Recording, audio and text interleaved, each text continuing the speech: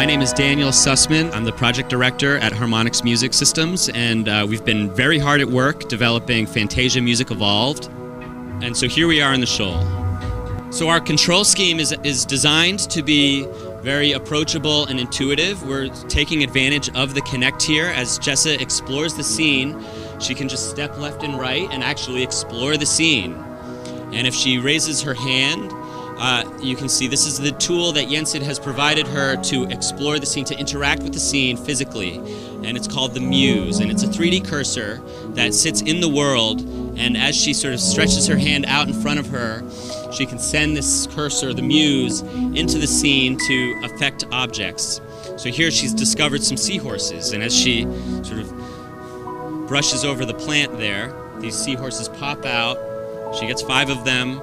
They start to spin. This little music box, sound effect. And she's rewarded with magic energy. And this is sort of the quest that Jensen has sent you on, to discover this energy and return it to him. So there's not much you can do when you're first introduced to these worlds. The real kind of cache of energy lies in songs, which are accessed through tears in the world that take you out into kind of the imagery evocative of the cliff that Mickey conducted from. So here we have Bohemian Rhapsody, and a quick sort of primer on the gameplay just so you know what to expect. We have basically 3 modes of performance gameplay. There's gesture beat match, where there will be cues that Jessa has to perform kind of in time with the music, and those are punctuated by moments of creative choice, where she can bring in elements, new elements to the mix, and sort of over time evolve the mix and create something that, you know, transforms from familiar to personal. There are also moments of improvisation where she can actually reach out and paint melody or grab sound and transform it and then sort of place it back in the song and actually create her own sounds that sort of sit on top of the mix that she makes.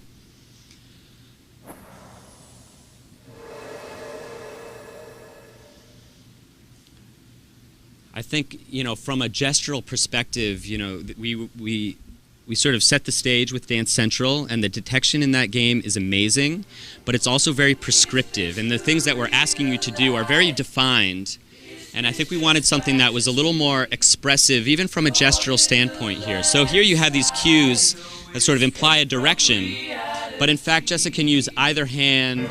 She can go big, she can go small, she can sort of play the way she wants to.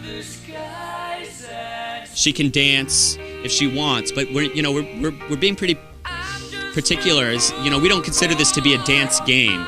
It's a game that you can dance to if you want, but you don't have to. It's sort of, you know, it is what you make of it.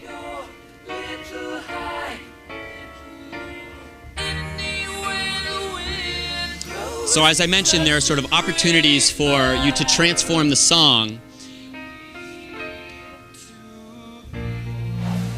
So here, Jessa has selected the blue path, which is actually connected to a whole bunch of music that is pulled from an orchestral arrangement of Bohemian Rhapsody. The green path is more of a kind of heavy metal, 80s, you know, double bass, acoustic guitar craziness. But over the course of the song, you're basically pulling in different layers and, you know, making a very kind of unique mashup of the song, incorporating different layers from the different mixes that we have. So here she has brought in the sort of driving metal bass that sits atop the string section. You still have the drums. You still have Freddie Mercury singing to you.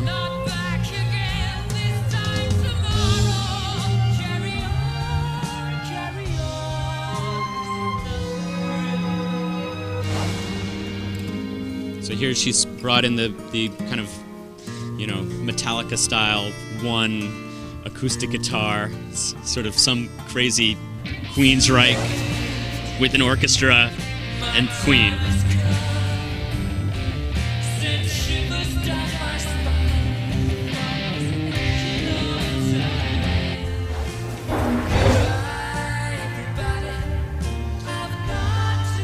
So this is a part of the game where you're actually unlocking the musical manipulator, the vehicle that allows you to improvise and add new elements. And if Jessa can actually highlight every edge of this cube, she'll be rewarded with the musical manipulator, which in this case is called the FX Sculptor. And what it is it's almost like a lathe where you're reaching out in front of you and grabbing the guitar solo and adding wah-wah and delay.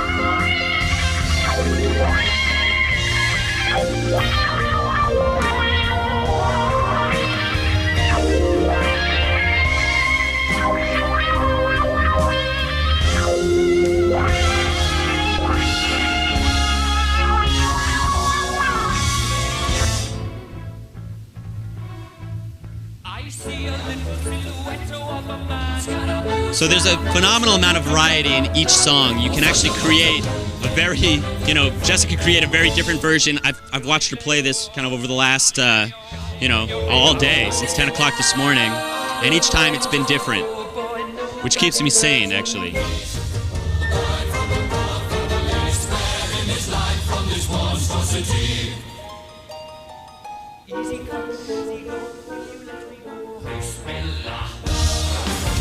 So there's the monster drums.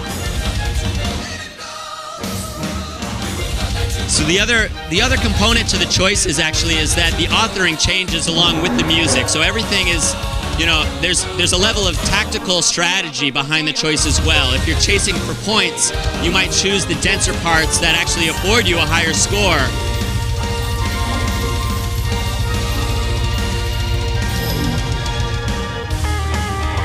So this is the Sound Sketcher, and this is basically an opportunity for Jessa to paint a guitar solo onto this sphere. And the cool thing about it is that we're recording what she does, and then that will play back over the next section of the song. So she's really adding a personal element to the song. There's a lot of behind-the-scenes tech to make sure that there are no wrong notes here. We're transposing to keep everything in key.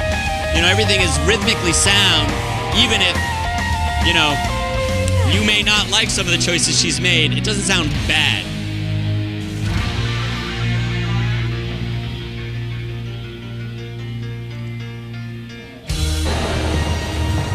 So big, epic, symphonic percussion.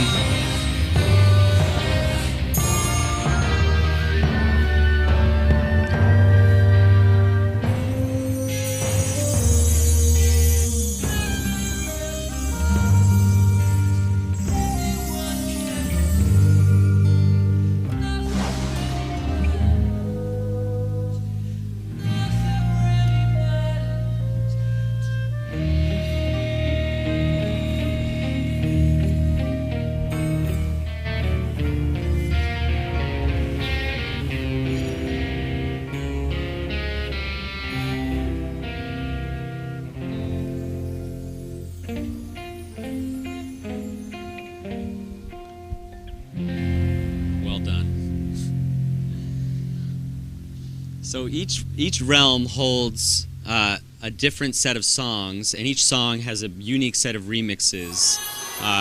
And as you play them, you pull energy back out into the scene that then opens up sort of new opportunities for gameplay and interactions. So here you see the magic energy that she's pulled out of the song settles in this sort of localized pool of magic called a transformation key. And if she places her muse over that and swipes, she brings out a turtle. And with the turtle comes the piano riff from Bohemian Rhapsody. So you're always adding to the soundtrack. You're evolving the soundtrack as you play the game. You're evolving the scene. There are fish. The lighting changes. You're adding color and life to the shoal. And as I mentioned, you're able to actually open up new interactions as well. So one of the interactions that we saw earlier was the seahorses, where you just sort of scrub over the seahorses. This is a little different, where each of these banks of shellfish represent different components of a jazz drum set. So there's your snare, there's your ride cymbal shells, your tom-tom clams, your kick drum oysters. And once you've gotten through the whole set, you can basically freak out and improvise your own drum part. So this is sort of a free-form, sort of expressive form of musical gameplay that we're recording. So everything that you do, you can sort of decide, okay, no, I'm not happy with that. Stick your hand out, do something a little different, maybe something tasty with the toms and the cymbals, snares and crashes. And when she's happy with what she's done,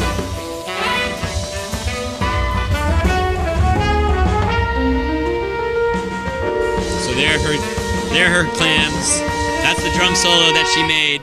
And actually that'll continue to play every time the soundtrack loops around to the, when the form repeats on the downbeat, you get that drum fill taking you into the one.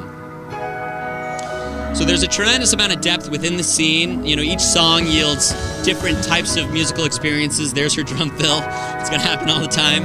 I'm gonna actually skip through the second song, just so we can all get out of here.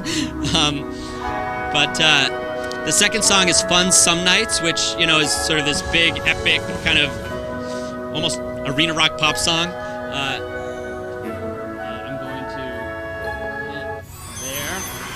So that also pulls all this energy out, sets up a second transformation key.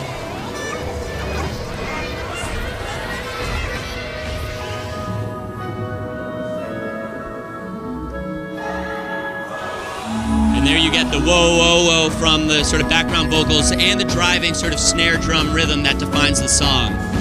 But it's also opened up this trench that we can zoom into. And similar to the drum solo node, this offers sort of another type of sort of improvisational experience. So each of these chorals spawns a different type of fish. These fish are actually going to burp the solo, the background vocals from Fun. And then there's a third type that has a little clarinet riff. And once she's sort of stepped through all the different components, she can sort of stick her hand forward and then create her own melody, her own sequence that ties all of these different components together.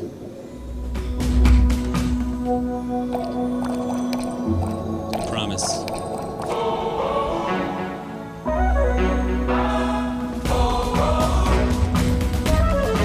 So I think similar with the jazz clams, we're trying to, use the technology, some of the back-end stuff to give you sort of a nice, safe place to be creative in. It doesn't take a lot of effort to create something that feels pretty cool, but also as you get better at the mechanic and you sort of understand how the cursor responds, you can create something that's very intentional. And then that pulls back into the scene the same way that those the drum solo did, where these fish will swim around the scene, they'll animate, and they'll sing your little melody back at you. And that's kind of the game loop. So, this is one of two levels that we're showing at E3. As you play, the world is just sort of reflecting back all the choices that you've made. And you continue on your quest to explore new realms and discover new music and new musical interactions. And everything is different. I think just like with the film, which covers a tremendous amount of kind of thematic ground, we have moments of, hilarity and whimsy and sort of lightheartedness and color. And then we also have moments of sort of, profound darkness and sort of edginess. And, I feel like that's one of the calling cards of the film that we're trying to make sure is reflected, both in sort of the stylistic bounds in our music selection, but also artistically in sort of the environments that we, let you explore. So we've been very proud to show Fantasia Music Evolved. This is a 2014 title coming out for Xbox 360 on Kinect and Xbox One.